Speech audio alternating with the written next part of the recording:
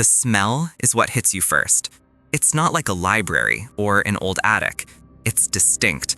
A mix of heated chemicals, cheap perfume, and stale, recycled air that hasn't seen the sun in 40 years. That's the smell of the shadowy corridors at the Hawthorne Wax Museum. I'm recording this. I don't know why. Maybe just to prove to myself that I haven't lost my mind. Maybe so someone finds this phone if I don't clock out in the morning. My name is Alex. I'm 28 years old, and until 3 nights ago, I didn't believe in anything I couldn't see with my own 2 eyes. Now I'm terrified to even blink. It started on Tuesday. The shift manager, a guy who looked like he hadn't slept since the 90s, handed me a flashlight and a clipboard. He didn't make eye contact. He just shoved the gear into my chest and muttered, "Read the paper, kid. Just read the paper." Then he practically ran out the back exit. I thought he was just weird. I thought he was just another burnt-out guard eager to get home to a warm bed. I was wrong. I looked down at the flashlight. It was heavy, old metal, the kind cops used to carry. But when I flicked it on, the beam was pathetic. A sickly, yellow cone of light that barely cut 3 feet into the darkness. It didn't illuminate the room. It just seemed to make the shadows deeper, longer. It made the darkness feel heavy, like water. I stood there in the main lobby, the rain hammering against the roof somewhere far above, feeling that sudden, cold prickle on the back of my neck. You know the feeling, the primal instinct that tells you you're being hunted. But I was alone. At least, I thought I was. I walked toward the first exhibit, the Hall of Famous Faces. In the daylight, these things look tacky, plastic celebrities with frozen smiles. But under that weak, dying flashlight beam, they change. The shadows stretch out from their feet like black tar. The light catches the glass of their eyes, and for a split second, you swear the reflection moves. You swear they're tracking you. I stopped in front of a wax replica of a 1950s movie star. Her smile was too wide. Her teeth were too white. The dust motes dancing in the light beam made it look like she was breathing. Just a trick of the eye, I told myself, just the lighting. I looked down at the clipboard. Beneath the standard patrol log, there was a folded sheet of yellow notebook paper. It was wrinkled, stained with something that looked like coffee or rust. The handwriting was frantic, scrawled. Special instructions was underlined 3 times. I chuckled. I actually laughed out loud. I thought it was a hazing ritual, a joke for the new guy. But as I started reading, the laughter died in my throat. The silence of the museum pressed in on my eardrums, buzzing like static. Rule number 1, never turn your back on the Lincoln exhibit between midnight and 3 a.m. If you must pass him, walk sideways. Maintain eye contact with his hands, not his face. I frowned, shining my light down the hall. The tall stovepipe hat of the Lincoln figure loomed in the distance, a black silhouette against the gray wall. He was facing away from me. I could have sworn he was facing the door when I came in. Rule number 2, the temperature in the Victorian parlor will drop exactly at 2:15. Do not adjust the thermostat. The cold is not from the AC. If you see breath fogging in the air that isn't yours, hold your breath until you leave the room. My hands started to sweat. The paper felt damp under my thumb. This had to be a joke. It had to be. But why was it so quiet? Even the traffic noise from outside seemed cut off, muffled by the heavy velvet curtains that lined the walls. Rule number 3. There is no security guard named Margaret. If you see an older woman in a uniform standing near the break room, do not speak to her. Do not acknowledge her. If she asks you for a light, ignore her. If she asks you to check the basement, lock yourself in the office and wait for sunrise. I lowered the paper. A sound drifted down the corridor. It was soft, rhythmic, like rubber soles squeaking on polished tile. Squeak, squeak, squeak, coming from the direction of the break room. I shone my light into the abyss of the hallway. The beam caught nothing but dust and the lifeless, staring eyes of a dozen wax figures. But the sound was getting closer. And then I saw it. Not a person, but a shadow. A long, distorted shadow stretching across the floorboards, detached from any object. It was moving toward me, independent of the light source. I looked back at the list. My heart was hammering against my ribs like a trapped bird. Rule number 4. If the wax figures are smiling, it's a good night. If their expressions change to frowns, hide. If they are missing from their pedestals, run. I slowly turned my flashlight beam back to the 1950s movie star next to me, the one with the wide white smile. The light flickered, buzzing with a dying electrical hum. When the beam stabilized, my blood turned to ice. Her mouth was closed. Her lips were pressed together in a tight, angry line. And she was no longer looking at the camera. She was looking directly at me. I stepped back, my heel catching on the edge of the carpet. The list fluttered to the floor. I scrambled to pick it up, my fingers shaking so hard I almost dropped the flashlight. As I grabbed the paper, I saw the final rule. It was written in bold, capital letters at the very bottom, the ink pressed so hard it had torn through the page. Rule number 5. They only move when the light goes out. Keep your batteries fresh. And that's when my flashlight flickered, once, twice, and died. Darkness. Total, suffocating darkness. And in the silence, right next to my ear, I heard the stiff, crinkling sound of stiff fabric moving, and the smell of old wax filled my lungs. This is why I'm recording this, because the light won't come back on, and I can hear them shuffling.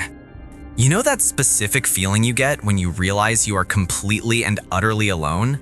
I don't mean the loneliness of a Friday night with no plans, or the quiet of an empty apartment after a breakup.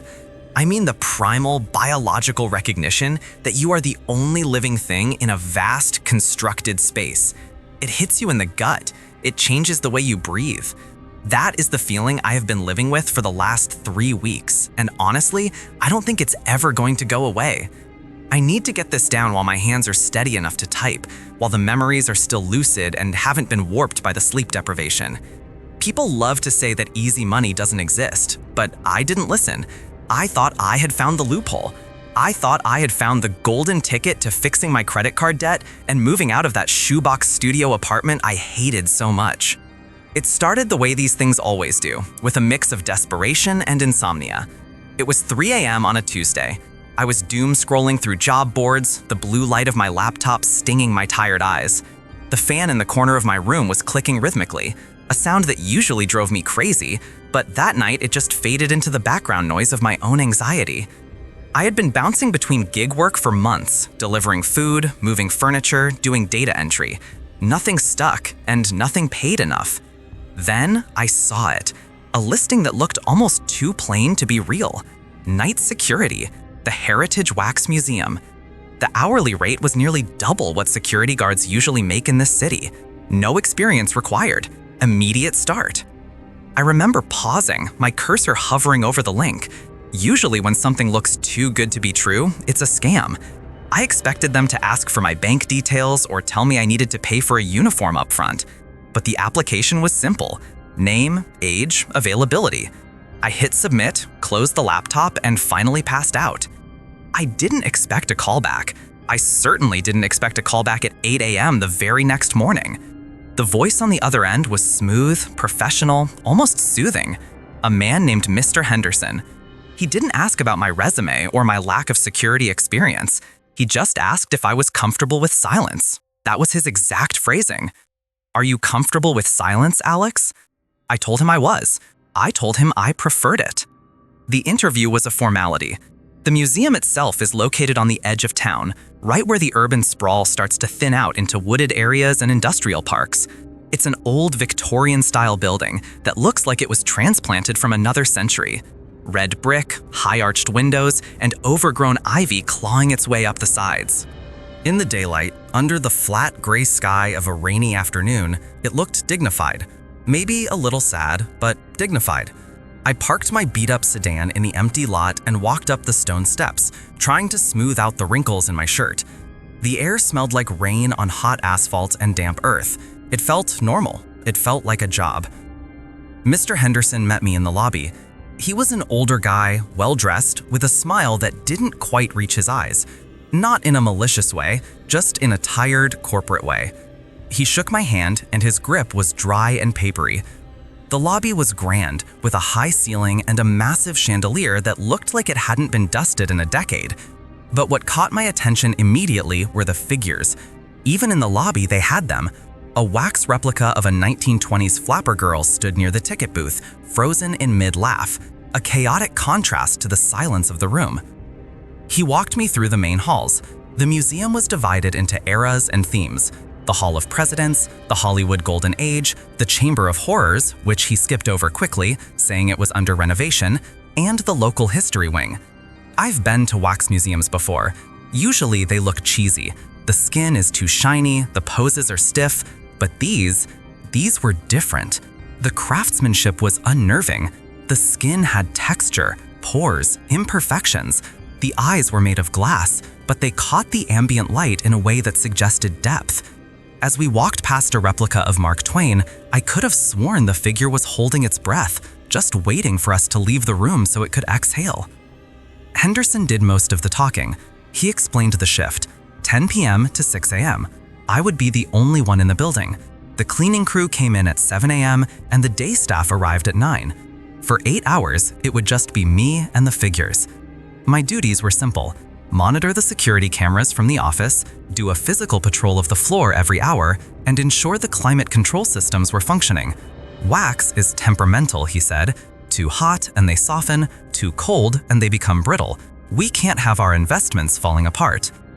We ended the tour in the security office. It was located in the back of the building, a small, windowless room that hummed with the sound of servers. A wall of monitors displayed grainy, black and white feeds of every room we had just walked through.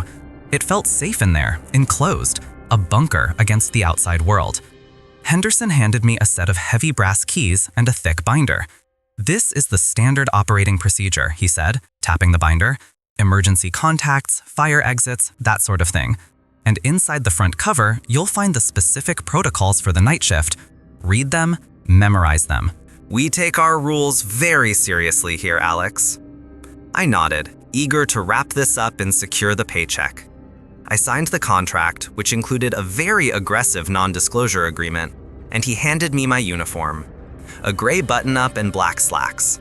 He told me to start that night. I drove home feeling like I had won the lottery. I called my mom, told her I found a steady gig. I made myself a massive dinner, drank a pot of coffee, and by 9:30 p.m., I was back in that parking lot. The building looked different at night. The floodlights illuminating the brick facade cast long, harsh shadows against the trees. The windows were dark, looking like empty eye sockets staring out at the road. But I brushed off the creepiness. It's an old building, I told myself. It's supposed to be spooky. That's the brand. I let myself in. The heavy click of the lock echoing in the empty lobby was the first sign of just how quiet this place really was. During the interview, there was the sound of rain, distant traffic, Mr. Henderson's footsteps. Now, at night, the silence was heavy. It had weight. The air inside was cool and smelled faintly of chemicals, floor wax maybe, or the preservatives they use on the figures. And underneath that, a faint, sickly sweet smell, like old flowers. I walked to the security office, my footsteps on the marble floor sounding like gunshots. I locked the office door behind me, sat in the ergonomic chair, and watched the monitors flicker to life. It was cozy. I had my thermos of coffee, a book I'd been meaning to read for 6 months, and my phone. I settled in, feeling a sense of calm. This was going to be the easiest job of my life. Around 11 p.m., after my first hour of doing absolutely nothing, I remembered the binder. Henderson had made a big deal about the protocols. I figured I should at least glance at them so I didn't mess up something simple like the thermostat settings. I opened the heavy black binder. The first few pages were standard stuff: fire drill maps, contact numbers for the plumber and electrician, instructions on how to reboot the camera system if it froze. Boring, corporate stuff. Then I found the envelope. It was taped to the back of the section divider for night shift protocols. A plain white envelope with "Read immediately" typed on the front in red ink. I tore it open and pulled out a single sheet of yellow legal paper. The handwriting was jagged, hurried, completely different from the typed corporate font of the rest of the manual. I remember laughing when I first read it. I actually chuckled out loud in that empty room. I thought it was a hazing ritual, a joke for the new guy. You know, like sending the apprentice to find the board stretcher on a construction site. But as I read down the list, the laughter died in my throat. There was something about the specificity of it, something about the tone that didn't feel like a joke. The list read, Rule 1. The lights in the Hall of History must remain off between 1 a.m. and 3 a.m. Do not turn them on for any reason. If you see movement on the cameras in that room during this time, do not investigate. It is a glitch in the feed. Look away. Rule 2. There is a figure of a Victorian gentleman in the main corridor holding a pocket watch. Every time you pass him on your rounds, check the time on his watch. It is painted on. It should always read 12:15. If the time on the watch has changed, return to the security office immediately, lock the door, and do not leave until 6 a.m. Rule 3. You may hear the sound of a child laughing coming from the storage vents. The acoustics in this building are strange. It picks up sound from the nearby neighborhood. Ignore it. Do not try to locate the source. Rule 4. The figure of Marie Antoinette in the royal room does not like direct eye contact. When inspecting that room, keep your gaze at her waist level or lower. If you accidentally meet her eyes, apologize politely and leave the room walking backward. Rule 5. If the phone in the security office rings, let it ring. We do not have a landline connection. Rule 6. Never bring a mirror into the Hall of Mirrors. The ones already there are sufficient. Rule 7. At 3:33 a.m., you might smell burning toast. This is an olfactory hallucination caused by the old wiring in the walls reacting to the humidity. It is not a fire. Do not pull the alarm. Rule 8. Before you leave at 6 a.m., say "good night" to the empty lobby. If you hear a "good night" back, do not turn around. Just walk out the door and drive away. I put the paper down on the desk. My coffee had gone cold. The hum of the servers suddenly seemed louder, more aggressive. I looked up at the wall of monitors. Screen 4 showed the Hall of History.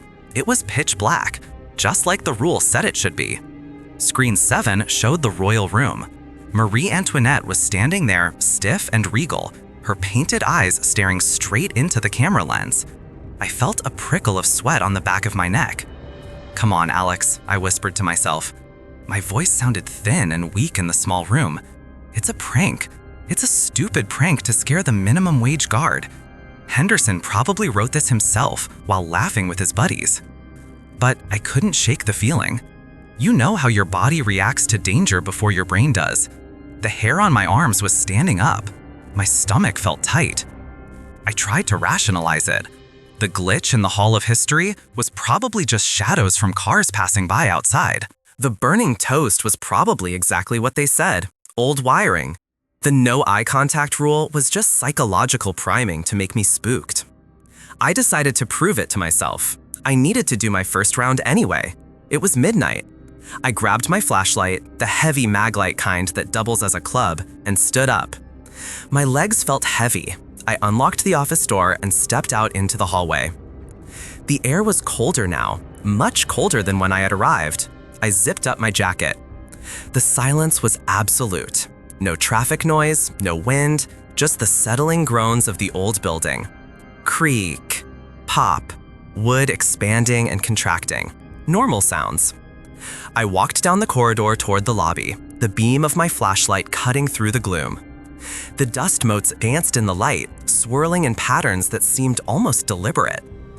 I approached the Victorian gentleman. He was tall, dressed in a dark frock coat, a top hat resting in his hand. His face was stern, with mutton chop whiskers made of real hair. He looked incredibly lifelike, his skin possessing that waxy translucence that mimics human flesh a little too well. I shone the light on his other hand, the one holding the pocket watch. I held my breath. I don't know why, but I was terrified to look at the watch face. I forced my eyes down. The gold paint glinted in the flashlight beam. The tiny painted hands were frozen. 12:15. I let out a breath I didn't know I was holding. See, I told myself, it's fine. It's just a statue. It's 12:15 because it's always 12:15. I felt a wave of relief wash over me. I was being an idiot. I was letting a piece of paper dictate my reality. I continued my patrol, feeling a little more confident. I walked through the Hollywood section, sweeping my light over Marilyn Monroe and James Dean. They stared blankly ahead, their smiles fixed and empty. I checked the back exits, locked. I checked the thermostat, 68 degrees. Perfect. I was actually starting to enjoy the atmosphere. It was kind of cool, being alone in a museum at night. It felt like Night at the Museum, minus the magic tablet. I was just a guy doing a job. I looped back around toward the security office. To get there, I had to pass the royal room. I stopped at the doorway. The room was lavishly decorated with red velvet curtains and gold trim. In the center, on a raised dais, stood Marie Antoinette. Her dress was massive, a billowing cloud of blue silk. Her wig was a tower of white curls. I remembered Rule 4, do not look her in the eyes. I scoffed. This was the test. If I could look this wax doll in the face and not freak out, I was good. I was solid. I raised my flashlight beam. I moved it up the folds of her dress, past the bodice, up the neck. I stopped at the chin. I hesitated. Why was I hesitating? It's wax. It's wax and fiberglass and paint. I jerked the light up to her face. She was staring at the door. Her blue glass eyes were wide, vacant, and completely motionless. A beauty mark was painted on her left cheek. Her lips were pursed in a slight, arrogant smirk. Nothing happened. She didn't blink, she didn't scream, she didn't turn into a demon. She just stood there, being an inanimate object. "Nice to meet you, Your Highness," I muttered, feeling foolish. I turned to leave, lowering my flashlight. As I turned, the light swept across the floor. And that's when I saw it. Just a flash, a momentary trick of the light. The hem of her dress, the blue silk, it was swaying. Not much, just a tiny, gentle back and forth motion, as if a breeze had just passed over it. But the air in the room was dead still. The vents weren't blowing. I froze, staring at the bottom of the dress. It stopped moving. My heart hammered against my ribs. Drafts, I thought. Old building, drafts are everywhere. I backed out of the room. I didn't walk backward because of the rule. I walked backward because I suddenly didn't want to turn my back on her. I reached the hallway and walked briskly, not running, definitely not running, back to the security office. I got inside, locked the door, and sat down hard in the chair. I looked at the monitors. Screen 7, the royal room. Marie Antoinette was there, still, motionless. I took a sip of cold coffee and tried to regulate my breathing. You are tired, Alex. You are stressed. You are imagining things. I picked up the book I brought, a thriller novel, trying to lose myself in someone else's fiction so I could ignore my own reality. Time moves differently on the night shift. It stretches and compresses. Minutes feel like hours, and then, suddenly, an hour is gone in a blink. I read for a while, glancing at the monitors every few paragraphs. Everything remained still. The building was behaving. At 1 a.m., I remembered the first rule. The lights in the Hall of History must remain off. I checked the panel on my desk. The switches for the Hall of History were already in the off position. The monitor for that room, screen 4, was a square of darkness. I couldn't see anything on it. Good. I went back to my book. 1:15 a.m. 1:30 a.m. My eyes were getting heavy. The adrenaline from the moving dress incident had faded, leaving me with a caffeine crash. The silence of the room was hypnotic. The hum of the computers became a lullaby. I rested my head on my hand, just for a second, just to rest my eyes. I must have dozed off. It couldn't have been for long. maybe 10 minutes. I woke up with a start. The sound of a sharp click echoed in the room. It sounded like a relay switch flipping. I blinked the sleep out of my eyes and looked at the dashboard. One of the monitors was glowing brighter than the others. Screen 4, the Hall of History. The lights were on. I stared at it, my blood running cold. I hadn't touched the switches. I looked down at the control panel. The toggle for Hall of History was physically flipped to the on position. I reached out a shaking hand to flip it back off. Do not turn them on for any reason, the rule said, but they were already on. Did the rule mean I shouldn't turn them on myself, or that they shouldn't be on at all? Panic makes you stupid. Panic makes you debate semantics with yourself while your heart tries to punch its way out of your chest. I grabbed the switch and flipped it down. Click. The monitor went dark. Okay. Electrical surge, faulty wiring. This place is falling apart. I looked at the dark screen, waiting for my eyes to adjust to the contrast. The security cameras have a night vision mode, but it takes a second to kick in when the lights go out abruptly. The screen flickered, then settled into the grainy, green-tinted gray of infrared night vision. The room was visible now, the Hall of History. It's a long room lined with figures of historical importance. George Washington, Abraham Lincoln, Caesar. They stand in little dioramas along the walls. I scanned the room on the small screen, Washington at his desk, Caesar with his Senate. Then I saw it. In the center of the aisle, the walkway that is supposed to be empty, there was a figure. It wasn't one of the exhibits. It was standing in the middle of the floor, facing away from the camera. It was wearing a long coat, similar to the Victorian gentleman, but the posture was wrong. It was hunched over, its shoulders twitching. Rule 1. If you see movement, do not investigate. It is a glitch in the feed. Look away. My brain was screaming at me to look away. Turn the chair around, close your eyes. But human curiosity is a fatal flaw. We are programmed to look at the thing that scares us, to understand the threat. I leaned closer to the monitor. The figure on the screen stopped twitching. Slowly, agonizingly slowly, it began to turn around. The resolution on these cameras isn't 4K, it's blurry, low bitrate CCTV. But as the figure turned, I could see enough. I could see that where a face should be, there was just smoothness. No eyes, no mouth, just a blank waxen surface. Then the monitor flickered. Static washed over the screen, a harsh hiss of white noise filling the small office. I scrambled back, my chair wheel screeching on the floor. I covered my eyes with my hands, pressing my palms into my sockets until I saw stars. "It's a glitch," I said aloud. "It's a glitch. It's a glitch." I sat there for 5 minutes, refusing to look. The static noise stopped, replaced by the hum of the silence. When I finally gathered the courage to peek through my fingers, screen 4 was clear. The Hall of History was empty. The aisle was clear. Washington was at his desk. Caesar was with his Senate. The thing in the coat was gone. I grabbed the phone to call Henderson. I didn't care about the money anymore. I was leaving. I reached for the handset on the desk. And then I remembered Rule 5. If the phone in the security office rings, let it ring. We do not have a landline connection. My hand hovered over the receiver. It wasn't ringing. I could pick it up. I could dial out. But then I noticed something.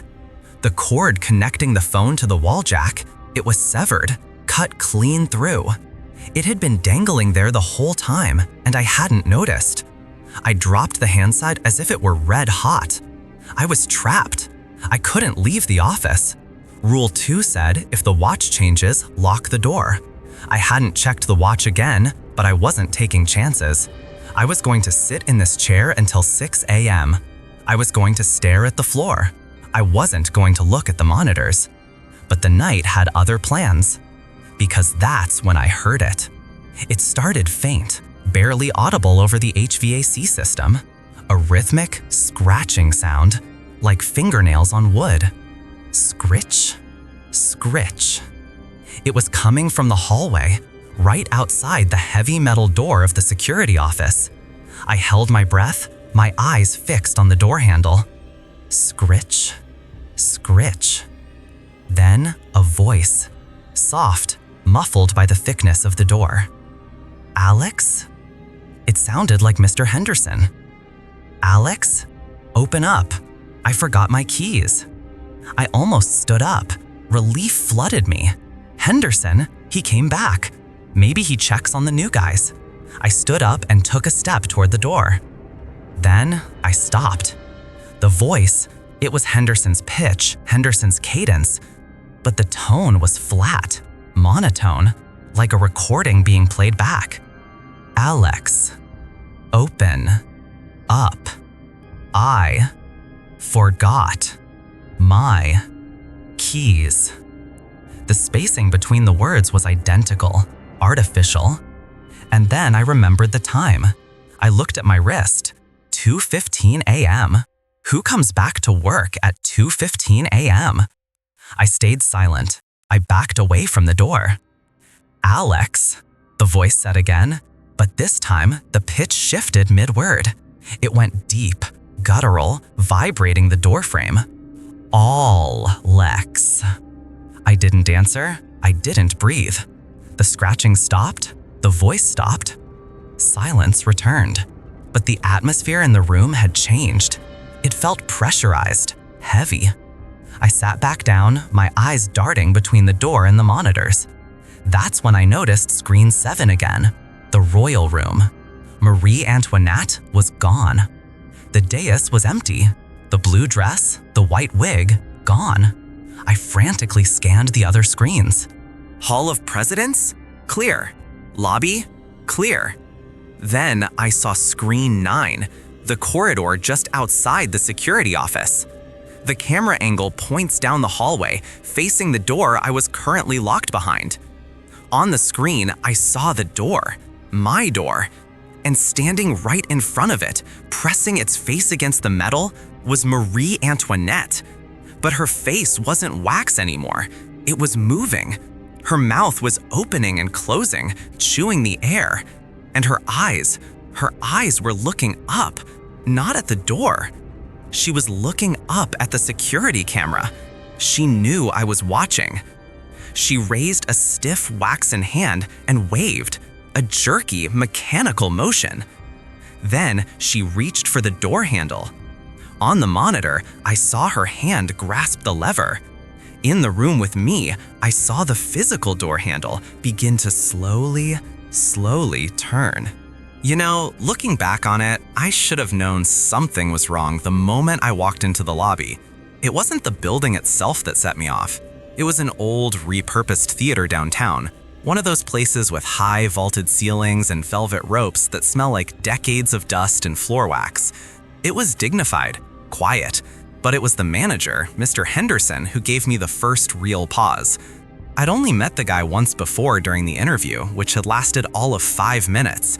He had been desperate then, practically shoving the employment contract across the desk before I'd even sat down. But tonight, on my first actual shift, he was worse. He was pacing back and forth in front of the ticket booth, wiping sweat from his forehead with a handkerchief that looked like it had seen better days. And keep in mind, the air conditioning in there was cranking. It was freezing. But the man was sweating like he was running a marathon in a sauna. When he saw me push through the double glass doors, the relief on his face wasn't just welcoming, it was frantic. It was the look of a man who had been trapped underwater and just broke the surface. He checked his watch. It was 6:55. Sunset was at 7:10. "You're late," he snapped, though his voice cracked a little. He didn't sound angry, just terrified. I told him I was 5 minutes early, but he waved it off, shoving a heavy ring of keys into my hand. The metal was cold, biting into my palm. He started walking towards the exit immediately, not even breaking stride to give me a tour. "Everything you need is at the security desk," he said, talking over his shoulder, walking faster with every step. "Monitors, flashlight, emergency contacts, and the list. Do not forget the list." The list? That was the first I'd heard of any list.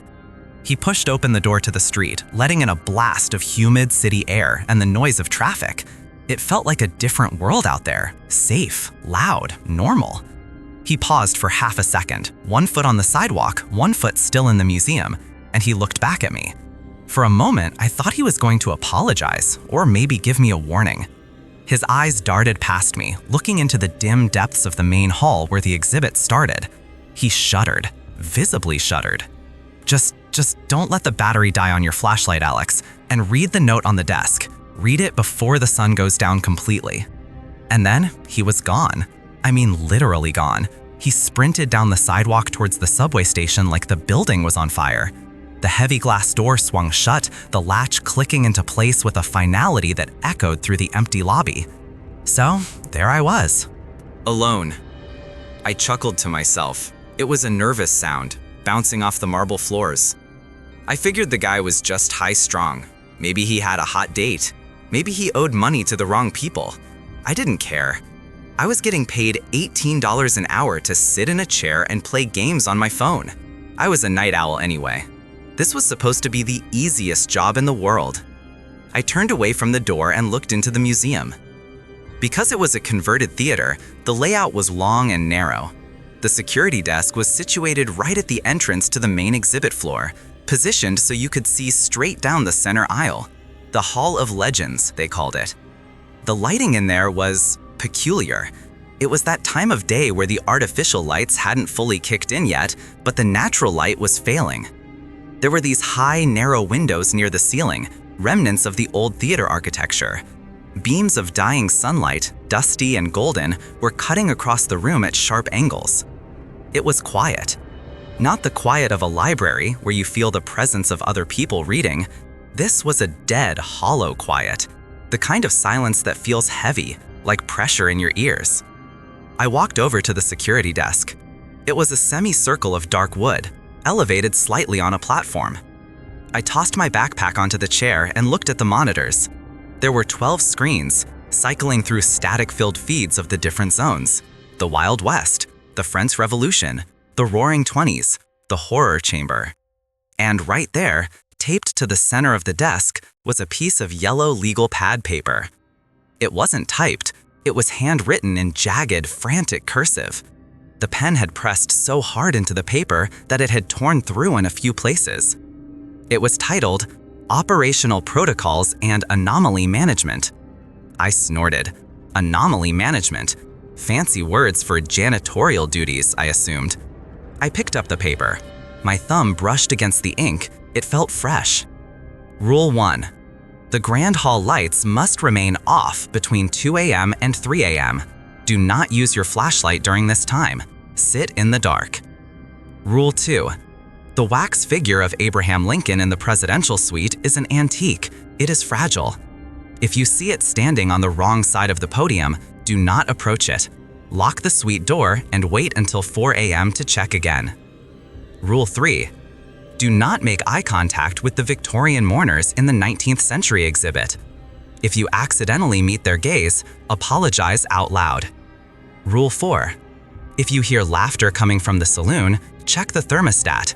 If the temperature is below 60 degrees, leave the area immediately. Rule 5. There is no security guard named David. If you see a man in a uniform matching yours standing in the reflection of the glass cases, do not turn around. Look at the floor and walk to the main lobby. I read the list twice. A cold prickle of irritation worked its way up my neck. This had to be a hazing ritual, the new guy prank. Mr. Henderson probably wrote this up 5 minutes before I got here, laughing to himself, thinking he'd scare the new kid. Apologize to the Victorian mourners? Yeah, right. I crumpled the paper into a ball and tossed it into the trash bin under the desk. I wasn't going to play along with their little ghost stories. I was here to work, collect my check, and go home. I sat down, spinning the chair around to face the main hall. The sun was getting lower. The golden beams that had been cutting across the room were turning a deep, bruised orange. The shadows were lengthening, stretching out from the base of the wax figures like black puddles spilling across the floor. From where I sat, I had a direct line of sight to the first exhibit, the Hollywood Golden Age. Marilyn Monroe, Charlie Chaplin, James Dean. They were posed in a casual group, frozen in mid-conversation. I leaned back, putting my feet up on the desk. I tried to relax, but the silence was itching at me. It was just so still. You know how when you look at a mannequin, your brain instantly registers it as fake?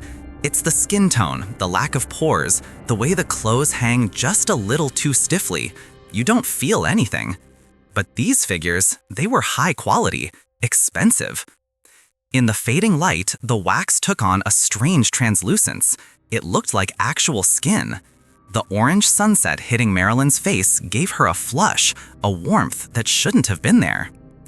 I found myself staring at Charlie Chaplin. He was standing a little apart from the others, leaning on his cane, his famous bowler hat tipped slightly forward. The brim cast a shadow over his eyes. I checked my phone. 7:08 p.m. 2 minutes until official sunset. I looked back at Chaplin. A weird feeling settled in my stomach, like when you miss a step on a staircase, just a tiny jolt of wrongness. Had he been facing that way a minute ago? I frowned, sitting up straighter. In my memory, which was only from 3 minutes ago, Chaplin had been angled towards Marilyn, like he was listening to her. Now, his body seemed shifted, just a fraction. His torso was rotated slightly more towards the front, towards the security desk, towards me. I rubbed my eyes. Okay, Alex, I whispered to myself. The sound of my own voice was startlingly loud. Stop it, it's the shadows. The light is moving, so the shadows are moving, which makes the statue look like it's moving. Physics, optics, basic stuff. I forced a laugh. It sounded dry. To prove a point to myself, I grabbed the heavy Maglite flashlight from the desk. I needed to do my first round anyway. Might as well get it over with, prove the place was just a dusty old museum, and settle in for the night. I stepped down from the platform. The click of my boots on the marble floor echoed sharply. Click, clack, click. I walked towards the Hollywood exhibit. The air grew cooler as I moved away from the entrance. The smell of old fabric and chemical preservatives got stronger. It was a distinct smell, sweet, cloying, and dusty, like dried flowers in a funeral home. I approached the figures. Up close, the illusion of life usually fades with wax figures. You see the seams, the glassiness of the eyes. I stopped in front of Chaplin. He was shorter than I expected. The waxwork was incredible, I had to admit. The tiny wrinkles around the mouth, the texture of the mustache. But he was definitely just wax, lifeless, inert. See, I muttered, just a doll. I turned to check on James Dean, who was leaning against a fake brick wall nearby. And then I heard it. It was quiet, so quiet I almost missed it. Fwhip. The sound of fabric brushing against fabric. I froze. My heart hammered a single hard beat against my ribs. I held my breath, straining my ears. The silence rushed back in, buzzing with the hum of the HVAC system. It had come from right behind me. Slowly, I turned back around to face Charlie Chaplin. He hadn't moved. Of course he hadn't moved. He was exactly where I left him, leaning on his cane. But the light had changed. The sun had dipped below the horizon line outside. The vibrant orange light was gone, replaced by the dull, flat gray of early twilight. The museum was rapidly losing color, everything turning into shades of charcoal and slate. I let out a breath I didn't realize I was holding. Nerves, I said. Just nerves. I shined my flashlight beam onto Chaplin's face, just to be sure. The bright LED light washed out the features, making him look stark and pale. And then I saw it. It was a small detail, tiny, insignificant really, but it made the hair on my arms stand straight up. There was dust on the shoulders of his black suit jacket, a fine layer of gray dust that had probably been settling there for weeks. But on his right shoulder, the shoulder closest to me, the dust was disturbed. There was a smudge, a clear, distinct smudge in the dust. It looked like a fingerprint. My grip on the flashlight tightened. I leaned in closer, squinting. No, not a fingerprint. The fabric was bunched slightly, just a millimeter or two, as if as if the arm had been lifted and then set back down. I stepped back. My rational brain was firing off explanations. Maybe I bumped him? No, I wasn't that close. Maybe a draft? The AC is strong. But the AC vents were 20 feet up. They wouldn't move a solid wax arm. I swept the flashlight beam around the rest of the group. Marilyn was still smiling her frozen smile. James Dean was still cool and detached. Nothing else seemed out of place. I lowered the flashlight. "You're losing it, Alex," I hissed. "It's the first hour of the first night. Get a grip." I turned my back on the Hollywood exhibit, determined to continue my patrol. I needed to walk it off. I headed deeper into the museum, towards the Hall of Warriors. The shadows were long now. The gray twilight was deepening into true darkness. The only light came from the exit signs glowing red above the doors and the ambient streetlights filtering through the high windows, casting elongated, distorted shapes across the floor. I walked past the Roman centurions, past the medieval knights in their suits of armor. The metal gleamed dully in the gloom. I was approaching the Civil War section. This was where the note had mentioned the crying soldier.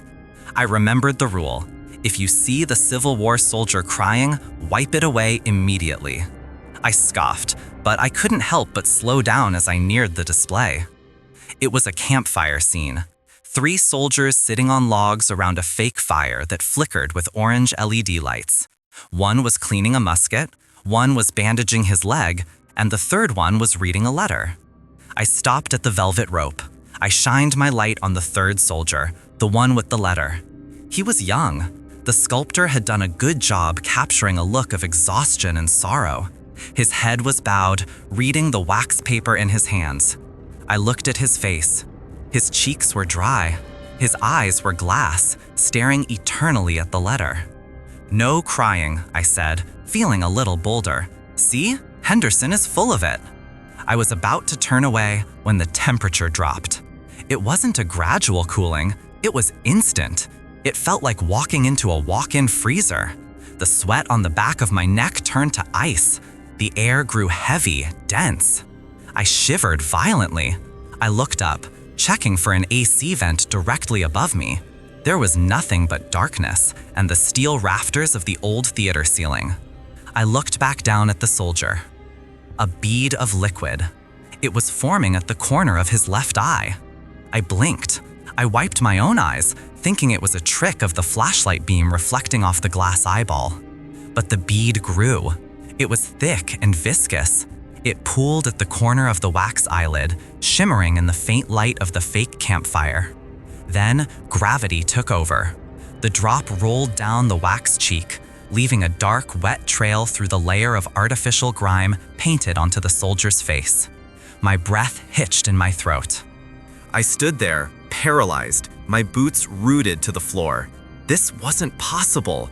Wax figures don't sweat. They don't have tear ducts. It could be condensation, maybe? A leak from the ceiling? I looked up again, dry. I looked down.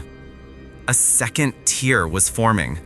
Panic, cold and sharp, pierced through my skepticism. I remembered the rule. Wipe it away immediately. Why? What happens if I don't? I didn't want to touch it. God, I didn't want to touch it. The idea of touching that cold, fake skin while it was doing something so impossibly human made my stomach churn. But the fear of what would happen if I didn't was starting to outweigh the disgust. Henderson's terrified face flashed in my mind, the way he had sprinted away from this place. I reached into my pocket and pulled out a tissue I kept for my allergies. My hand was trembling. I could see the tremor in the flashlight beam as I raised it. I leaned over the velvet rope. The soldier smelled of old wool and something metallic. Copper? Blood? No, just paint. It had to be paint. I brought the tissue closer to the face. The wax face was frozen in its eternal expression of grief, but up close, in the flickering orange light of the fake fire, the shadows danced across his features, making his jaw seem to clench. I hesitated. Just wipe it and walk away. I pressed the tissue against the wax cheek. It was cold, clammy, not like dry wax. It felt slightly oily. I wiped the tear away quickly, scrubbing the cheek dry. I pulled my hand back as if I'd been burned. I looked at the tissue. There was a smudge of moisture. It wasn't clear like water. It was dark, almost reddish. I stared at the tissue, my mind racing. Rusty water from a pipe? Tinted condensation? I looked back at the soldier. The face was dry now. The anomaly was gone. Okay, I breathed. Okay, leaky pipe, weird chemical reaction, fine. I backed away, putting distance between me and the campfire scene. I needed to get back to the desk. I needed to sit down, turn on all the lights, and maybe call Henderson to ask him what kind of sick joke this was. I turned around to head back towards the lobby, and I stopped dead. I was facing down the long central aisle of the Hall of Legends, the way I had come. The exit sign was a red dot in the distance. But halfway down the aisle, standing right in the middle of the walkway, was a silhouette. It wasn't a person. It was too stiff, too still. It was Charlie Chaplin. He wasn't in the Hollywood exhibit anymore. He was standing 10 feet away from his group, right in the center of the main path, facing me. My flashlight beam cut through the darkness and hit him. He was standing there, leaning on his cane, that bowler hat tipped forward. But now, with him standing out in the open, isolated from the other figures, he looked different. He looked taller. And his head was tilted up. From under the brim of the hat, the glass eyes were catching the light of my beam. They weren't looking past me. They weren't looking at the floor. They were locked directly onto mine. A sound echoed through the hall, a soft, rhythmic tapping. Tap, tap. It was the sound of a cane hitting the marble floor, but Chaplin wasn't moving. He was perfectly still. The sound was coming from the air around him, an echo without a source. My mouth went dry. My brain was screaming at me to run, to bolt for the side exit, to smash a window, anything. But the rule, the list, I had thrown it away. What did it say about moving figures? Was there a rule for this? The Marie Antoinette figure moves her head. Don't acknowledge it. Was that the rule for everything? Don't acknowledge it? I lowered the flashlight beam to his feet. I forced myself to breathe.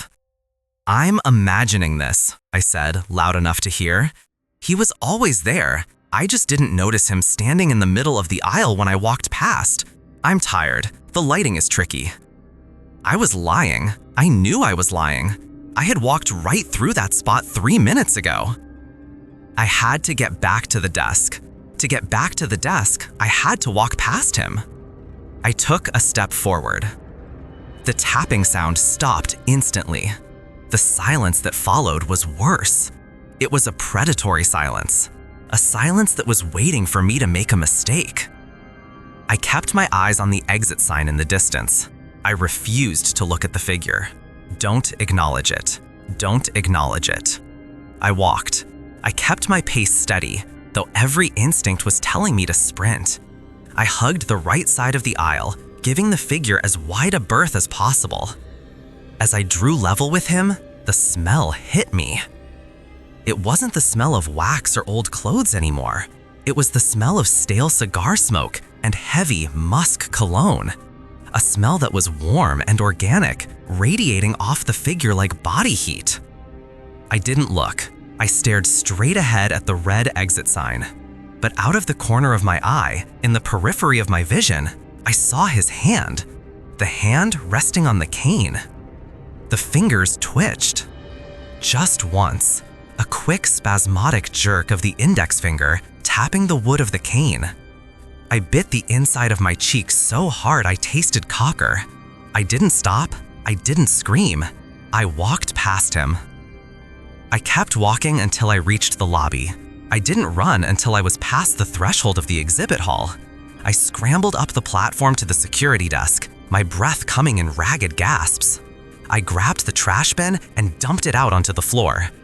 I found the crumpled yellow ball of paper. My hands were shaking so badly, I could barely smooth it out. I scanned the list again, looking for anything about Chaplin, anything about figures moving into the aisle. Rule 6, Rule 7.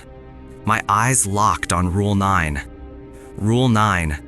If a figure blocks your path, walk past it with confidence. Do not show fear. They can smell the adrenaline.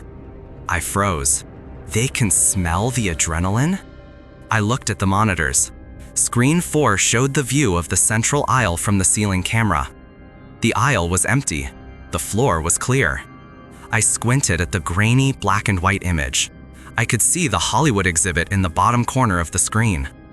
Charlie Chaplin was back in his group, standing next to Marilyn Monroe, leaning on his cane. But he wasn't facing Marilyn anymore. He was facing the camera. He was looking right up at the lens. And even in the low-resolution, static-filled footage, I could see it. He was smiling. A wide, toothy smile that stretched the wax skin too far, revealing teeth that looked far too sharp to be made of porcelain. I sat back in the chair, the crumpled note clutched in my fist. The sun was fully gone now. The museum was plunged into darkness, save for the faint glow of the streetlights outside and the blue light of the monitors illuminating my face. I had 8 hours left. And then, from the darkness of the Hall of Legends, I heard a sound. It was the sound of a throat clearing. A hum. It sounded polite, expectant, and it came from right on the other side of the security desk. You know that feeling when you are walking up the basement stairs in the dark? That primal lizard brain urge to sprint because you just know something is right behind you, reaching out to grab your ankle? Now imagine that feeling isn't just for a split second. Imagine it stretching out for hours. That was my night. That was the moment the job went from a quirky paycheck to a fight for my sanity. It started around 2 a.m. The storm outside had turned into a full-blown tempest. I could hear the rain hammering against the metal roof of the museum like a million angry fingers drumming for attention. The thunder wasn't just a sound anymore, it was physical. Every time it boomed, the floorboards beneath my boots vibrated, sending this buzzing sensation up my legs. I was doing my second round of the night, patrolling the West Wing. This area housed the 19th century collection. Victorian figures, Civil War generals, guys with mutton chops and stiff wool coats. In the daylight, wax figures look impressive. You marvel at the craftsmanship, the way the artists captured the skin texture, the glass eyes that catch the light just right. But at night, with the overhead halogens killed and only the weak yellow glow of the emergency safety lights stripping the floor, they don't look like art. They look like corpses that haven't realized they are dead yet. I was walking past a tableau of a Victorian tea party. There were 3 figures, 2 women seated at a small wrought iron table, and a man standing behind them pouring invisible tea from a silver pot. I had walked past them an hour ago. I was sure of it. I remembered checking the man's face because I thought the mustache looked a little crooked. But as I approached them this time, something felt wrong. The air was colder here, distinctly colder. Rule number 3 from that crumpled list in my pocket flashed in my mind. If the temperature drops suddenly, leave the room immediately. Do not run, walk briskly. I wanted to leave. My gut was screaming at me to turn around and head back to the safety of the security office where I had my thermos and the bank of monitors. But I couldn't. I froze. I was staring at the man pouring the tea. His head was turned. I know it sounds crazy. I know you are sitting there thinking, Alex, you were tired, it was dark, shadows play tricks. I told myself the same thing. I squeezed my eyes shut, counted to 3, and opened them again. A flash of lightning ripped across the sky outside, the brilliant white light blasting through the high windows. For a fraction of a second, the room was lit up like a hospital operating theater. In that strobe light flash, I saw him, the wax figure. He wasn't looking at the teacup anymore. He was looking at me. His glass eyes, usually fixed on the porcelain in his hand, were rotated in their sockets, staring dead ahead, staring right at where I was standing. And then the darkness slammed back down, heavier than before. My heart was hammering against my ribs so hard I thought it was going to bruise the bone. I fumbled for my flashlight on my belt. My hands were slick with sweat, and the heavy metal cylinder slipped through my fingers, clattering loudly onto the hardwood floor. The sound was like a gunshot in the silence. I scrambled down to grab it, my breath coming in short, shallow hitches. I snatched the light up and clicked the button.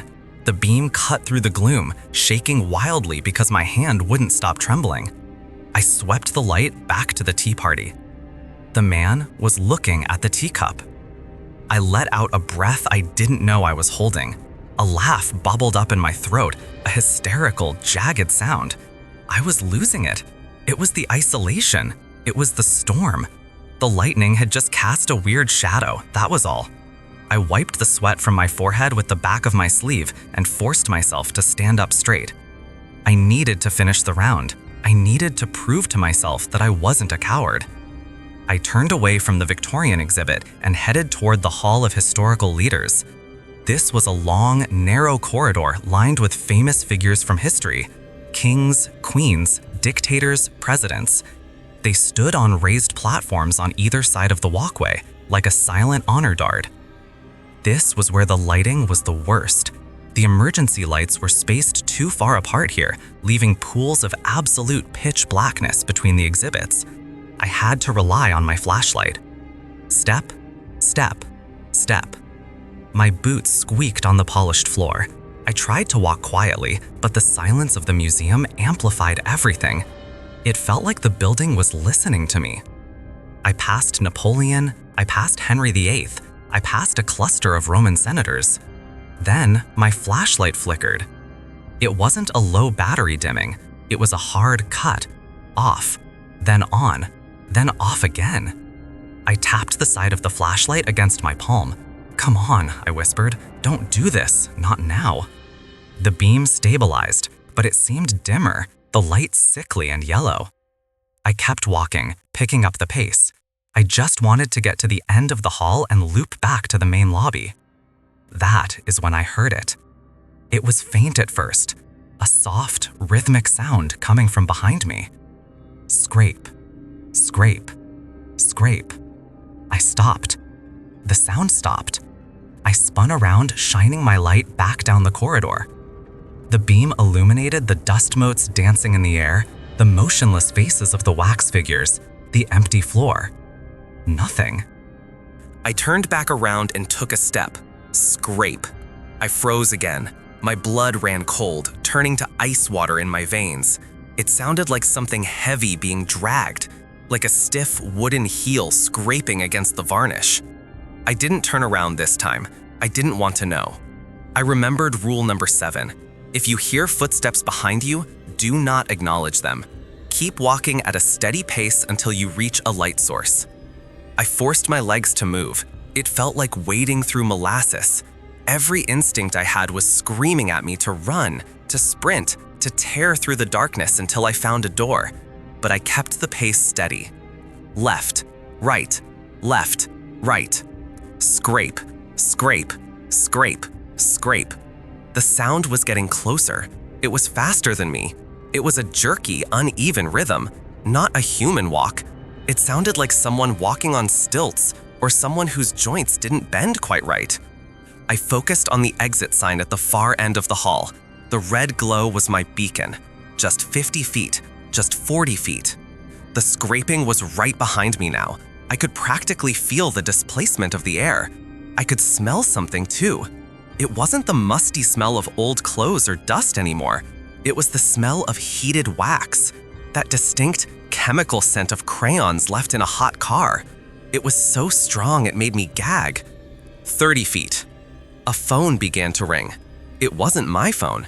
It was coming from inside one of the exhibits to my left, the Roaring Twenties display. An old-fashioned rotary telephone sitting on a wax businessman's desk. It was ringing. Ring, ring. The sound was jarring, echoing off the high ceilings. I flinched, nearly dropping my flashlight again. Who calls a prop phone? It wasn't connected to anything. It was a piece of plastic and wire. But it was ringing, and the scraping sound behind me had stopped. I was caught between two horrors. Behind me, something that dragged itself in the dark. Beside me, an impossible phone call. I made a mistake, a stupid rookie mistake. I looked at the Roaring Twenties exhibit. The beam of my flashlight swept over the flapper girl, the jazz musician, and the businessman at the desk. The phone continued to ring, the bell mechanical and shrill. The businessman was holding the receiver. He wasn't holding it before. It had been in the cradle. I was certain of it. But now, his stiff wax hand was raised, the black receiver pressed against his plastic ear. And his face was contorted. Usually, these figures have neutral expressions or polite smiles. This one looked terrified. His mouth was open in a silent scream, his eyes wide and pleading. He was looking at me. He was begging me. The phone stopped ringing. Silence crashed back into the hallway, louder than the noise had been. Then, the businessman's head snapped toward the darkness behind me. A sharp, mechanical movement. Snap. He was looking at whatever was standing behind me. I didn't wait. To hell with the rules. To hell with the steady pace. I ran. I sprinted toward the red exit sign, my flashlight beam bouncing wildly, creating dizzying shadows that reached out from the walls like grasping claws. I heard the sound again, but it wasn't scraping anymore. It was a heavy, thudding vallop. Thump, thump, thump. Something heavy and hard was chasing me. I burst through the double doors at the end of the hall and slammed into the crash bar, spilling out into the main rotunda. This room had a skylight. The storm was raging above, flashing lightning every few seconds, illuminating the massive dinosaur skeleton in the center of the room. I spun around and threw my back against the doors I had just come through. I jammed my feet against the floor, bracing them shut. I could hear the thudding footsteps slamming toward the other side. Bam! Something hit the doors. They shuddered against my back. I cried out, my boots sliding an inch on the floor. Bam! Harder this time. The metal crash bar dug into my spine.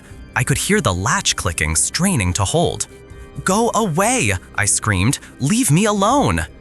The pounding stopped. I stood there, panting, tears stinging my eyes. I waited. 1 minute. 2 minutes. The only sound was the rain and the thunder. Slowly, carefully, I stepped away from the door. I kept my flashlight trained on the gap between the two doors. Nothing moved. I needed to get to the office. The office had a lock. The office had a landline. I could call the police. I could call the owner. I could quit. The rotunda was a large circular room. To get to the office corridor, I had to cross the open space, past the dinosaur, and past the Wild West Saloon exhibit. I started to walk, keeping close to the wall. My phone vibrated in my pocket. I nearly jumped out of my skin. I pulled it out with a trembling hand. No signal, of course, but there was a notification, a text message. I unlocked the screen, the blue light blinding me for a second. Unknown number. I opened the message. It was a picture. My stomach dropped through the floor. The photo was dark, grainy, taken with a flash. It showed a back, a security guard's uniform. The back of my head. It was a photo of me, taken from behind, standing in front of the Victorian Tea Party exhibit. It had been taken 5 minutes ago. I stared at the screen, unable to comprehend it. There was no one else here. I was the only guard. The doors were alarmed. A second text came through. Look up. I didn't want to. God, I didn't want to. But the reflex was too strong. I looked up. The rotunda had a balcony that ran around the second floor, overlooking the dinosaur. Standing at the railing, directly above me, was a figure. It was silhouetted against the flashes of lightning from the skylight. It was wearing a long coat and a top hat. It was the man from the tea party. He wasn't moving. He was just standing there, looking down. Then, the lightning flashed again, a long, sustaining arc that lit up the room for a full 3 seconds. He wasn't standing on the floor of the balcony. He was over the railing. He was falling. He didn't fall like a person. He fell like a statue, rigid, stiff. He hit the ground 10 feet in front of me with a sickening crunch. The sound of hard wax shattering, of wooden armatures snapping. I screamed and scrambled backward, tripping over my own feet and landing hard on my tailbone. The figure lay in a heap on the marble floor. The head had snapped off and rolled a few feet away. It came to a stop facing me. The face wasn't wax anymore. It was flesh. It was pale, gray, rotting flesh, and the eyes blinked. The lights in the rotunda surged, a massive burst of electricity that made the bulbs hum angrily. Then, with a pop that sounded like a firecracker, every single light in the building blew out. Absolute darkness. The exit signs were dead. The safety lights were dead. Even the faint glow from the street outside seemed to be swallowed up. I clicked my flashlight. Nothing. I shook it. I smacked it. Dead. I was in total blackness with a shattered thing that had just blinked at me. I scrambled for my phone. The screen was the only light source I had left. I held it up, the weak blue glow illuminating barely 2 feet in front of me. The heap on the floor was gone. The head was gone. I spun in a circle, swinging the phone wildly. "Who's there? What do you want?" Silence. Then, from the darkness right next to my ear, a voice. It wasn't a whisper. It was a recording. A scratchy, low-fidelity recording like you would hear on an old phonograph. "Please keep your hands inside the ride at all times." I bolted. I didn't know which way was which. I just ran. I ran into the dark, arms outstretched, praying I wouldn't smash into a wall or a display case. I felt fabric brush against my face. Stiff wall, silk. I was running through a crowd. But there shouldn't be a crowd here. The rotunda was open space. I was surrounded. I could feel them. Hard, cold bodies pressing in on all sides. I was pushing past them, shoving stiff shoulders, knocking aside rigid arms. They were moving. I could feel them shifting as I pushed past. Hands brushing against my shirt, fingers hooking into my belt loops, trying to slow me down. "Let me go," I yelled, striking out blindly. My fist connected with something hard that felt like a jawbone. I felt the wax crack under my knuckles. I broke through the crowd and stumbled into a hallway. The air was stagnant here, musty. I held up my phone, 15% battery. I recognized the tile pattern on the floor. I was near the restrooms. The security office was just down this hall, around the corner. I started to jog, using the wall as a guide. My hand trailed along the plaster. The wall changed. It wasn't smooth plaster anymore. It was soft, warm. I snatched my hand back with a yelp. I shone the phone light at the wall. It wasn't a wall. It was a solid wall of wax faces, hundreds of them, melted together, fused into a grotesque mosaic. Presidents, movie stars, historical figures. Their features were running, dripping like candle wax, blending into one another. Mouths fused shut, eyes drooping. And in the center of the mass, a fresh face. It looked like the previous guard, the guy I replaced. His eyes were wide, staring frantically. His mouth was open, but filled with wax. He was trying to scream. I backed away, bile rising in my throat. This wasn't happening. This couldn't be real. I turned the corner and saw it. The door to the security office. It was a heavy steel door. It was the Holy Grail. I lunged for it. I grabbed the handle and twisted. Locked. I fumbled for my keys. My hands were shaking so badly I dropped them. Clatter. I dropped to my knees, sweeping my hands across the floor, feeling for the metal ring. Looking for this. The voice came from inside the office. I froze on my knees. The lock clicked from the inside. The handle turned slowly. The door creaked open just a crack, a sliver of darkness darker than the hallway. I didn't stand up. I couldn't. I was paralyzed. From the crack in the door, a hand emerged. A wax hand. but the fingers were long, too long. They had too many joints. The hand held out my keys. "Come in, Alex," the voice said. It sounded like me. It sounded exactly like my own voice recorded and played back. "It's time for your break." I stared at the hand. I stared at the keys. Then I heard the shuffling behind me again. The crowd from the rotunda. They had followed me. I could hear the squeak of hundreds of shoes, the rustle of stiff clothing. I was trapped. Behind me, an army of living statues. In front of me, something mimicking my voice in the only safe room in the building. I grabbed the keys. I didn't look at the crack in the door. I didn't look at the hand. I snatched the keys and rolled to the side, scrambling away from the door and down the adjacent maintenance corridor. I heard a sigh from the office, a disappointed, glitchy sound. Rule broken. I ran down the maintenance hall. This led to the basement access, the generator. If I could get the lights back on, maybe they would stop. Maybe the rules only applied in the dark. I hit the stairwell door and burst through. The air in the stairwell was freezing. I could see my breath in the light of my phone screen. 10% battery. I descended the stairs, taking them 2 at a time. The metal steps clanged under my boots. Somewhere above me, the door opened again. Clang, clang. Someone was following me down. I reached the bottom landing. The basement was a labyrinth of storage crates, spare limbs, and molds. It was the workshop. I navigated through the shelves looking for the red breaker box. I found it on the far wall. I yanked the panel open. The breakers weren't tripped. They were physically removed. The slots where the fuses should be were empty. And in their place, stuffed into the electrical box, were eyeballs, glass eyeballs, dozens of them, staring out at me. I backed away, horrified. My phone buzzed, 5% battery. I was defenseless. I looked around for a weapon, a hammer, a chisel, anything.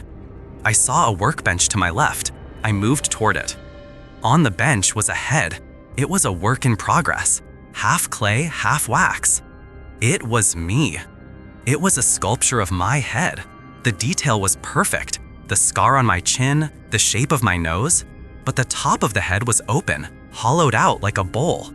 And inside the hollowed out skull, sitting in a pool of melted wax, was my flashlight, the one I had lost in the rotunda. I reached out and grabbed it. It was cold. I clicked it. It worked. A strong, bright beam cut through the darkness. I spun around, shining the light into the rows of shelving. They were there, standing between the racks, peeking over the crates, crouching under the tables. Unfinished figures, faceless mannequins, blobs of wax with human teeth. They were all frozen, caught in the beam of light. But I knew as soon as I moved the light, they would move. And there were too many of them. I backed up against the wall. I held the flashlight like a gun. "Stay back," I warned, my voice cracking. From the shadows at the far end of the basement, a figure stepped out. It was tall, impossibly tall. It wore a suit that looked like it was made of stitched-together skin. It had no face, just a smooth, blank surface of wax. But it spoke. "The rules, Alex," it said, its voice vibrating the tools on the table. It took a step forward. "You looked us in the eyes." Another step. "And you let the light go out." The flashlight flickered. I shook it desperately. "No, no!" The bulb dimmed. The figure raised a hand. "Now," it whispered, "you become part of the exhibit." The flashlight died. In the dark, I heard them all move at once, a rushing sound like dry leaves. I screamed. I dropped to the floor and curled into a ball, covering my head. I waited for the hands. I waited for the pain. But it didn't come. Instead, silence. Then a sound. Beep, beep, beep. An alarm clock. I opened my eyes. I was sitting in the security chair in the office. The lights were on, the monitors were humming. My phone was on the desk. 100% battery. 3 a.m. exactly. I sat up, gasping for air, checking my body. No bruises, no wax on my clothes.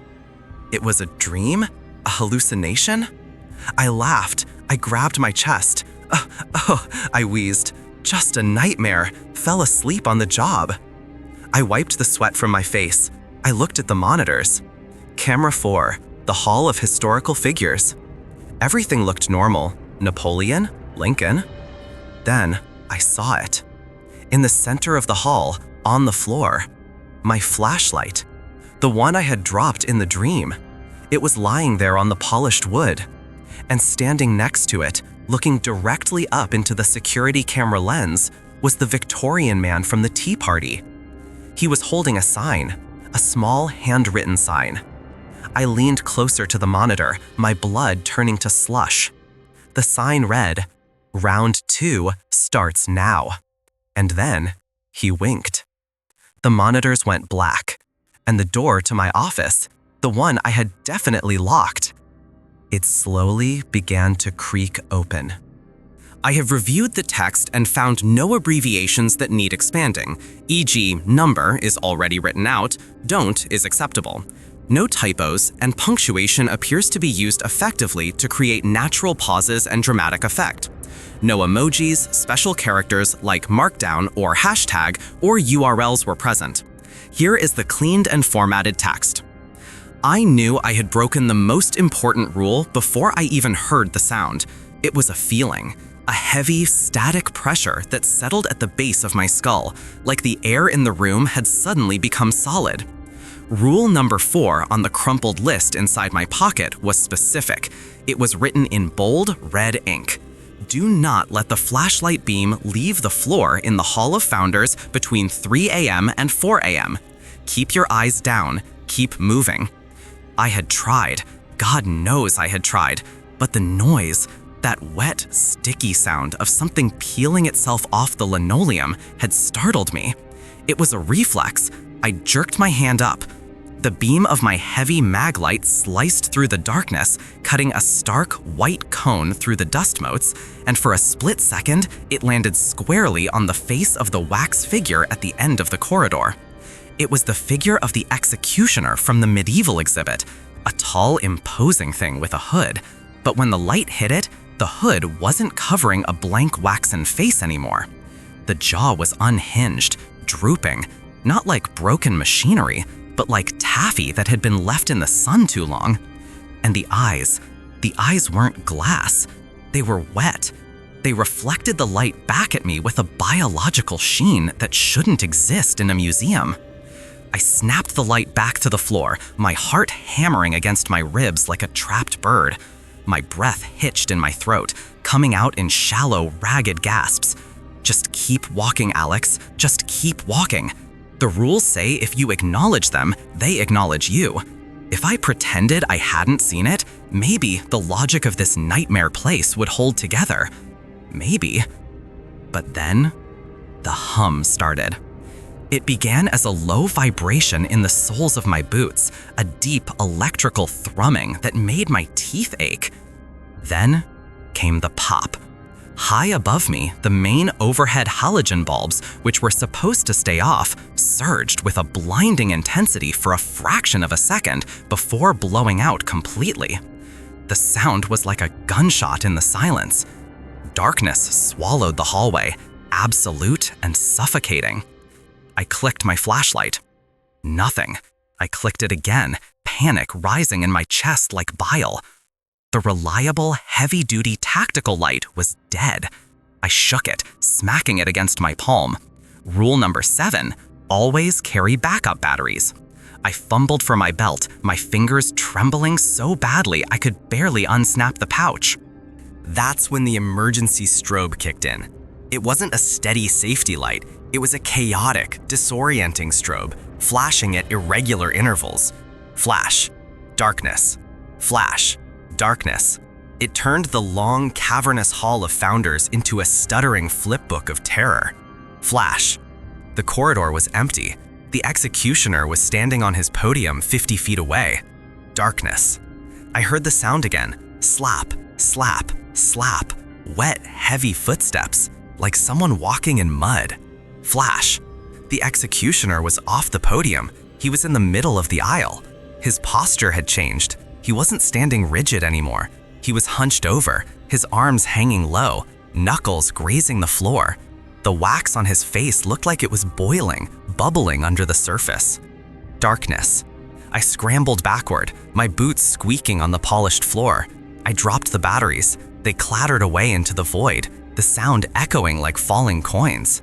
I cursed under my breath, a stream of terrified gibberish. I couldn't look for them. I had to move. Flash. He was closer, 20 feet, and he wasn't alone. The figures on either side of the aisle, the founding fathers, the generals, the silent observers of history, they were all turning. Their heads were ratcheting around with the sound of grinding porcelain. Their painted smiles were stretching, distorting into impossible gaping grins. Darkness. I spun around and ran. I didn't care about the noise anymore.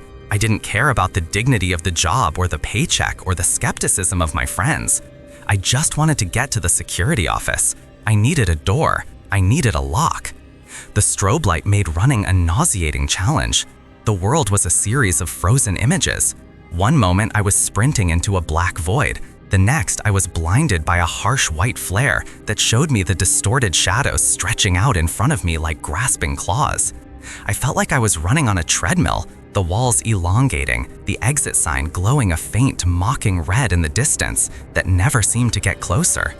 I took a sharp left toward the rotunda, thinking I could cut through the Victorian section to get to the main stairwell. The air in the rotunda was different. It was hot, oppressively hot. It smelled of burnt wick and old stale perfume, the smell of a funeral parlor that had been sealed for a decade. Flash. The Victorian party guests. There were dozens of them in this room. Men in tuxedos, women in ball gowns, holding glasses of fake champagne. In the strobe light, they looked like a glitch in a video game. They were all facing the entrance, facing me. Darkness. Please, I whispered, the words scraping out of my dry throat. Please, just let me leave. A hand brushed my shoulder. It wasn't a human hand. It was slick, hot, and hot. It felt like warm plastic. I screamed, a raw, guttural sound that tore at my vocal cords and flailed wildly. My arm connected with something solid. A head. It felt light, hollow. It went flying with a hollow thud. Flash. I had knocked the head off a figure of a young debutante, but the body didn't fall. It stood there, the neck a jagged stump of melted wax and wire. And from the stump, something was pushing out. Not blood, not bone. A dark, oily substance was oozing up, reforming, shaping itself into something new. Darkness. I didn't wait to see what face it would take. I scrambled over a velvet rope, knocking over a display of antique tea sets. The crash was deafening, but the sound of movement behind me was louder. It sounded like a landslide of candles, 1,000 stiff limbs dragging across the floor. I reached the double doors of the stairwell. Locked. No, no, no, no! I slammed my shoulder against the wood. I grabbed the handle, rattling it violently. It wouldn't budge. The electronic lock. The power surge must have engaged the failsafe. I was trapped in the rotunda. The strobe light was speeding up now. Flash, flash, flash, flash. It was inducing a headache that felt like a spike being driven into my temple. The room was pulsing. I turned, my back against the locked doors, sliding down until I hit the floor. I had nowhere to go. I pulled my knees to my chest, trying to make myself small, trying to disappear. In the rapid-fire flashes, I saw them closing the circle. They moved only when the light was off. It was a stop-motion nightmare. Flash, they were at the velvet ropes. Darkness. Flash, they were climbing over the displays. Darkness. Flash, the executioner was at the front. His hood was gone. His face was a smooth, featureless oval of melted wax, except for a vertical slit where a mouth should be. I remembered the lighter in my pocket, a cheap, disposable lighter I used for burning loose threads on my uniform. It was nothing compared to the darkness, But fire, wax melts, wax burns. It was a desperate, stupid idea, but it was the only weapon I had. I fumbled for it, my fingers numb with terror. I flicked the wheel. Sparks, no flame. Come on, I sobbed. Come on. The circle was tightening. The smell of ozone and melting chemicals was choking me. I could hear their joints clicking, the friction of their clothes rustling. Flash. They were 10 feet away, a wall of silent, artificial humanity. And they were all reaching out. Their fingers were elongated, dripping like icicles in a thaw. I flicked the lighter again. A small, pathetic yellow flame sputtered to life. I held it up, waving it in front of me like a holy symbol. Back, I yelled, my voice cracking. Stay back.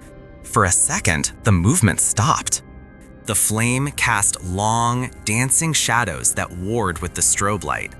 The heat from the lighter burned my thumb, but I didn't let go. The figure closest to me, a replica of a famous silent film star, leaned in. The flame illuminated his face. It wasn't melting from the heat of my lighter. It was changing expression. The painted eyebrows arched. The mouth curled into a sneer of genuine contempt. Then the figure blew. A puff of air, smelling of dust and old attic space, extinguished my lighter. Darkness. Absolute, total darkness. The strobe light stopped. The emergency power had died. I sat there in the pitch black, the silence ringing in my ears. I held my breath, my lungs burning. I waited for the touch. I waited for the hot plastic grip to drag me into the horde. But nothing happened. Silence. Then a voice. It didn't come from the figures. It came from the PA system overhead. It was crackly, distorted, barely recognizable, but it was the voice of the day manager, a recording I had never heard before. Current time is 3:33 a.m., the recording droned, slow and deep, like a warped record. The exhibit is now alive. Please observe the artifacts with respect. Do not touch. Do not scream. They dislike loud noises. The click of the PA turning off was followed by a sound right next to my ear. It was the sound of stiff fabric bending. I could feel body heat, not human heat. It was the stifling, radiant heat of a kiln. I didn't scream, I whispered to the dark, tears streaming down my face. I didn't scream. A hand, smooth and fingerless, clamped over my mouth. Another hand grabbed my wrist. Then the strobe light fired one last time. A single, blindingly bright flash that burned the image into my retinas forever. I was surrounded. They were all leaning over me, a canopy of distorted, melting faces. The executioner was inches from my nose. The slit in his face had opened. Inside, it wasn't empty. Inside the hollow head of the wax figure, there was something else. A skeletal, human-like structure made of wire and old bone, grinning at me from beneath the layer of wax. And then the light died for good. I struggled, kicking out, my boots connecting with hard shins that didn't flinch. The grip on my wrist was iron tight. I was being lifted, not dragged, but lifted into the air.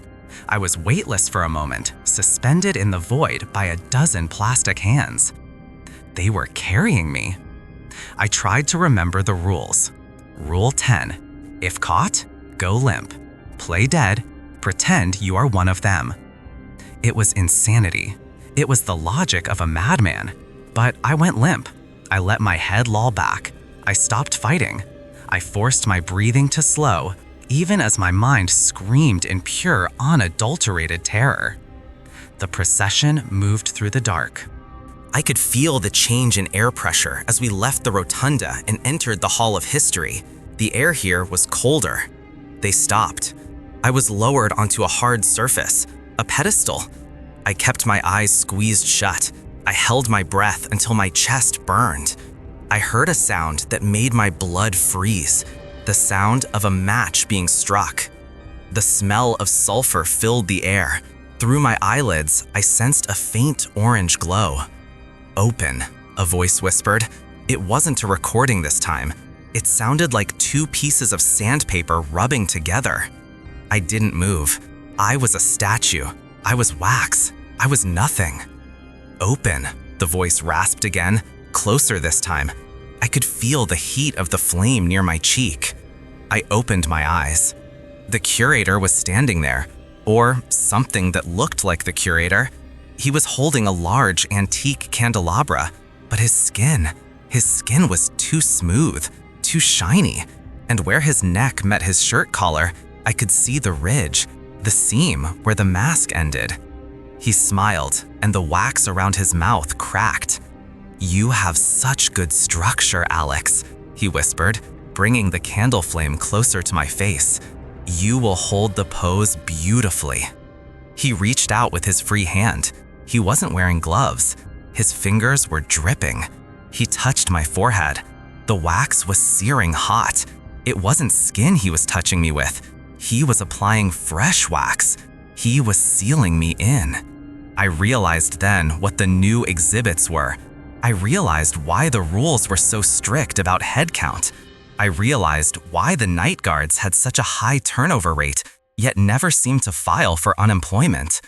The heat on my forehead spread. It was hardening quickly. I tried to scream, but the hand was back over my mouth, and this time I felt the hot, viscous liquid pouring over my lips, sealing them shut. I thrashed, but the other figures held me down. The founding fathers, the movie stars, the monsters. They pinned my arms and legs with crushing force. The curator leaned in, his glassy eyes devoid of any humanity. "Don't worry," he murmured as he tilted the candelabra, letting the hot wax drip toward my eyes. "It only hurts until you stop moving. Then you are part of the history. You are immortal." The first drop hit my eyelid. The pain was blinding, sharp, and immediate, but I couldn't make a sound. I was trapped in my own body, trapped in a shell that was rapidly thickening. The last thing I saw was the strobe light flickering one final time in the distance, illuminating the hall. It was filled with figures, hundreds of them, and in that split second of light, I recognized the uniform on the figure standing next to the podium. It was the guard from the shift before me. His face was frozen in a silent scream, preserved forever under a layer of sheen. Then, the wax covered my eyes, and my world went dark. I could still hear, I could still feel. I could feel the brush moving over my face, smoothing out the features, turning me into something perfect, something silent. I am still here. I am standing in the West Wing now. I can hear the tourists walking by during the day. They say I look so lifelike. They say my eyes seem to follow them. If you visit the museum, please, don't look at the guard in the corner. Don't break the rules. And whatever you do, don't stay after closing. Because when the lights go out and the strobe begins, we all wake up. And we are always looking for new friends to join the display. The sound of the electronic chime signaling 6 in the morning didn't feel like a victory. It felt like a stay of execution. I remember sitting in that cramped security booth, my hands gripping the armrests of the chair so hard my knuckles had turned white. I was staring at the monitors, but my eyes weren't really focusing on the grainy footage anymore. I was just listening to the silence. For 8 hours, the silence in that museum had been heavy, oppressive, like a physical weight pressing down on my chest. But now, as the morning sun began to bleed through the heavy curtains in the lobby, the silence changed. It shifted from menacing to something sterile, cold. I watched the monitors for one last minute. The Hall of History, the Chamber of Horrors, the Celebrity Ballroom. On the screens, the figures stood motionless, frozen in their eternal, uncanny poses. The flickering shadows that had plagued me all night, the subtle shifts in posture I swore I saw out of the corner of my eye, they were gone, replaced by the flat gray light of dawn. I didn't move until I heard the heavy clank of the front locks disengaging, the morning shift. My replacement was a guy named Gary, older guy, retired cop. He bustled in with a thermos of coffee and a newspaper tucked under his arm, bringing a gust of fresh, chilly air with him. He looked so normal, so painfully, blissfully normal. He was humming a tune, something from the radio. "Morning, Alex," he said, dropping his keys on the desk. The noise sounded like a gunshot in the quiet room. I flinched. I couldn't help it. Gary paused, looking at me with a furrowed brow. "Whoa, kid, you look like hell. Rough night?" I opened my mouth to speak, to tell him to get out, to tell him to burn the place down, but nothing came out. My throat felt like it was coated in dust.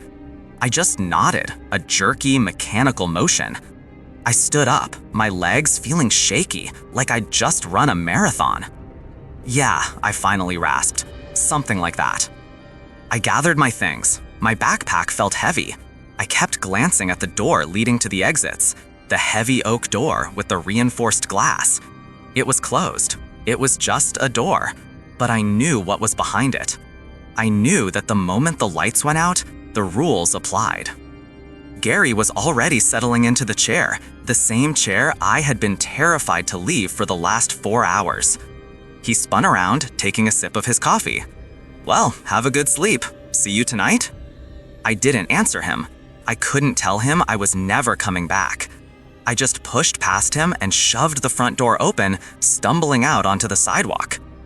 The city was waking up. That's the thing about horror. It usually happens in the dark, in isolation. But stepping out into the morning rush hour was almost worse. The light was pale and harsh, washing out the colors of the street. People were walking by, heads down, looking at phones, drinking lattes. Cars were honking. It was the real world. It was loud and chaotic and alive. But I didn't feel part of it. I felt like I was separated from everyone else by a pane of thick glass. I walked to my car, my keys jingling in my trembling hand. Every time I passed a shop window, I flinched. The mannequins in the clothing stores, I couldn't look at them. I kept expecting their heads to turn. I kept expecting to see that waxy sheen on their skin, that dead, glossy stare. I got into my car and locked the doors immediately. Click. That sound usually made me feel safe. Now it just made me feel trapped. I checked the rearview mirror. Nothing in the back seat but my gym bag. I checked again, and again. The drive home is a blur in my memory. I remember gripping the steering wheel, my eyes darting constantly to the mirrors. Every time a car followed me for more than 2 turns, panic flared in my gut. Were they following me? Could they leave the museum? The rules said nothing about them leaving, but the rules were just words on a crumpled piece of paper. When I finally got to my apartment complex, I didn't want to get out of the car. The engine idled, vibrating through the seat. I felt exposed. I ran from the car to the building entrance, fumbling with my fob, looking over my shoulder. The morning air was crisp, but I was sweating. Cold, clammy sweat that stuck my shirt to my back. Inside my apartment, I threw the deadbolt, then the chain. Then I propped a dining chair under the handle. I know how that sounds, paranoid, crazy. But if you had seen what I saw in the gallery, if you had heard the whispering that wasn't really whispering, you'd barricade the door too. I went straight to the bathroom and turned the shower on, as hot as I could stand it. I scrubbed my skin until it was raw and red. I was trying to wash off the smell. That smell of old dust, floor polish, and melting wax. It was stuck in my nose. No matter how much soap I used, I could still smell it. It was like it was emanating from my own pores. I stepped out of the shower and wiped the steam from the mirror. That was a mistake. For a split second, just a fraction of a heartbeat, the face looking back at me wasn't mine. The skin was too smooth. The eyes were too wide, too glassy. The mouth was set in a rigid, painted smile. I gasped and stumbled back, knocking toiletries into the sink. I blinked, and the image was gone. It was just me, pale, dark circles under my eyes, looking terrified. But I couldn't shake the feeling that my reflection had delayed for a second, that it had hesitated before matching my movements. I didn't sleep that day. I couldn't. I sat on the edge of my bed, the phone in my hand. I knew I had to call. I couldn't ghost them. If I didn't call, they might call me. They might come looking. I dialed the number for the management office. It rang 3 times. "Security office, this is Linda," a cheerful voice answered. "Hi, Linda, it's Alex." "Oh, hi, Alex. Calling in about your shift tonight?" I can't come in," I said. My voice sounded foreign to me. "I can't come back. I quit." There was a pause on the other end, a pause that lasted a little too long. It wasn't the pause of a surprised scheduler. It was the pause of someone who knew. "I see," Linda said. Her voice had lost its cheer. It was flat now, professional. "Is it the hours, or—" "I just can't," I interrupted. "Please, just mail me my check." "All right, Alex," she said softly. And then she said something that made my blood run cold.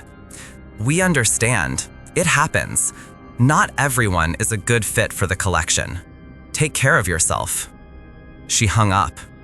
Not everyone is a good fit for the collection. What did that mean? That was 3 weeks ago. I haven't been back near that part of the city. I found a new job working data entry. A cubicle, bright fluorescent lights, lots of people. No statues, no figures. But the fear, it hasn't gone away. It lingers. It's like a low-frequency hum in the back of my brain. I still follow the rules. Not the museum's rules exactly, but my own adaptations. I don't enter dark rooms without announcing myself. I don't turn my back on open doors. And I never, ever look in a mirror when the lights are dim. It's the little things that get to you. Yesterday, I was at the grocery store. I was in the cereal aisle, reaching for a box of flakes. There was a woman standing at the end of the aisle, facing away from me. She was wearing a floral dress and a sun hat. She was standing perfectly still. I froze. My hand hovered over the cereal box. I watched her. She didn't move. She didn't shift her weight. She didn't breathe. "Ma'am?" I called out, my voice trembling. She didn't answer. I took a step backward, ready to run, ready to scream. Then a kid ran up to her and tugged on her hand. She startled, turned around, and smiled at the boy. She was human, just a woman thinking about what to cook for dinner. But for that one moment, before she moved, I was back there, back in the dark. I realized then that I never really left.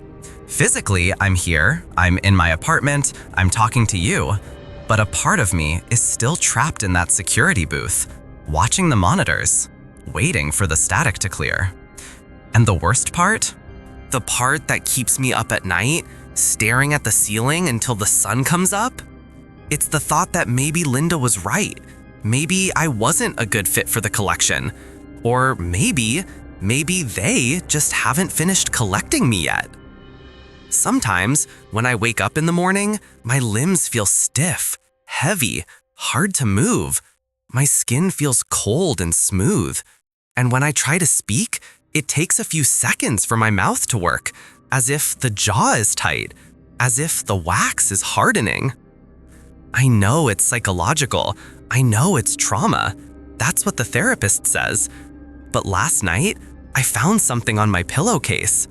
It wasn't a hair. It wasn't dust. It was a small, translucent flake. I picked it up and rolled it between my fingers. It was soft, malleable. It melted against the heat of my skin, leaving a shiny, greasy smear. It was wax. I haven't been to the museum in weeks. I don't own candles, so you tell me, where did it come from? I'm scared to go to sleep tonight.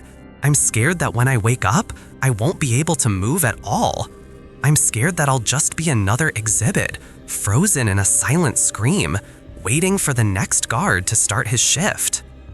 If you're ever in the city and you see that museum, don't go in. And if you do, for the love of God, don't look them in the eyes. Because once they know you see them, they never really let you go.